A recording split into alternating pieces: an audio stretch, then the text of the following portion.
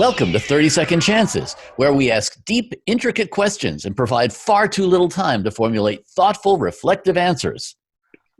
My guest today is renowned film composer Amin Bhatia. How are you, Amin? I'm good. I'm nervous. I've heard horror stories about this buzzer thing, so a little scared. You got spilkes yet? Well, fear is a good motivator, so let's see where this takes us. All right, I'll be gentle, I promise. Okay, so you know the drill, 30 seconds on the clock. On to the next question. Are you ready? Let's hope so. Okay. Question number 1. How has the recent shutdown and the current reopening impacted your life and your work? As most of us who work in music, we're in our studios, it's actually quite solitary. So some of it has actually been kind of fun. Sorry. I know it's been challenging for people, and when you forget about the fact that, oh my God, where are we going to get work? Is my health okay? Is the health of my family and friends okay? And you just hide in your studio and work. It's been kind of nice. It's been kind of a sabbatical. I've been catching up on hardware and software and plugins, music ideas, and books I've Question always number wanted. 2. Oh my God. Okay. What do you think recovery looks like for the music industry? It's going to be slow and steady. And I think we all have to communicate with each other because this has knocked all of us down. I think we have to reassess, okay, what was working before, what wasn't working before. And then I think together we kind of have to decide how to build things back up. Different countries are doing it different ways, so it's going to be challenging. But we have to take our time through this. It certainly reminded us how important people are to each other. I mean, even this is a wonderful thing that you're doing, and we would have done this at a NAMM show, but this is the next best thing. So, Question number 3. yes, sir. If you could have one weird superpower, what would it be and why? It would be time travel.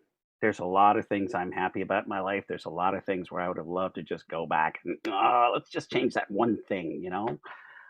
And then that being said, we learn from our mistakes too. So, if I went back and changed this one thing, then I might accidentally not meet the girlfriend who became my wonderful wife. So, you're doing all that kind of stuff. But yeah, time machine would be great. Logic has that capture record thing. Maybe they can do that in version 11. I don't know.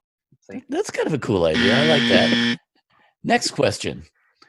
What would 15-year-old you be most and least impressed with about you today? Oh, that's a good one. Oh my God. Okay, so 15-year-old me would be, wow, look at all this gear. Look at this nice townhome you live in. Good to know that you're going to make a living in music. The other one would be, what's all this junk everywhere? You've got cables that you haven't sorted out. You've got plugins you haven't used yet. What do you mean you haven't had a chance to back up those drives? What's wrong with you? Wow, that's a good one. Sorry, 15-year-old me. It gets better, but it gets messier. I don't know. Next question. What's the weirdest thing you believed as a small child? The weirdest thing I believed as a small child, and this was from watching my favorite movie, Fantasia, with the Sorcerer's Apprentice. I honestly thought that if I could make myself some sort of a cape like that that had stars and moons and stuff, that I would be able to do magic. And I asked my parents to help me make one, and couldn't understand why they were laughing. I thought magic would happen if you actually made something like that. There you go. There's the You, weirdest you one. mean it won't? The Oh, other one was crap. that Yamaha knew how to do the MIDI spec correctly when monophonic came out. There we go. I had to do something. Whoa!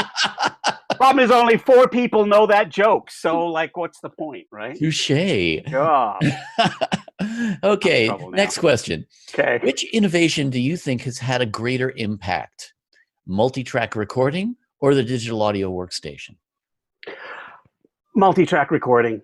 The fact that we could start overdubbing with ourselves. I mean, I think that was one of my first ones. Before I even had synthesizers, I was playing with sound on my dad's tape recorder. And to be able to overdub yourself, that was the first amazing thing. Digital recording is an offshoot of that. We're multi-track recording on a computer. But the concept of being able to have one part of the recording and play and another part of the recording and record, I can't imagine what we would have sounded like without that. That's number one. That's easy one. It's true. It's true. Although several people have mentioned that the one thing that came with the digital audio workstation was the undo key. Yeah, but here's the challenge. We've forgotten to think linearly. Like in the old days, and you know this, in the old days of multi-track, you had to know what you were going to do before you started recording everything. Now, on some days, it's so easy to just go in here and play around and not really know what you're going to do yet. And I think we've lost something there. Even on projects, I like to actually take a moment and think about what I'm going to do. Downstairs while having lunch or something. Just start to think what the template's going to be, what's my melody line going to be, and always try and prepare ahead. I think that's good. And the undo key is bad sometimes. Having that undo key, sometimes you don't make decisions. So you got to make decisions. Understood and agreed. Okay, I'm going to put 30 seconds more on the clock, and I'm going to give you the chance to either answer for me any question you wish I had asked you, or just shamelessly plug something you're working on or something like that, and go. Shameless plug, but it begins with thank you. Thank you, Internet. I mean, I've been in this for 30 years. I've done albums that have done very well. I've done projects that have gone nowhere. But people find me and communicate and send lovely messages. And late at night when I'm working on something and I hate it and I know I need to work on it again, sometimes just getting that encouraging email from someone or a message or whatever is really encouraging. So thank you to my friends and family and fans and stuff for sending me nice messages. Currently, me and Ari Posner and Sarah Celine are about to work on a fantasy series called Detention Adventure. And then later, a series on PBS called Luna, Let's Go. That's starting up again in the fall.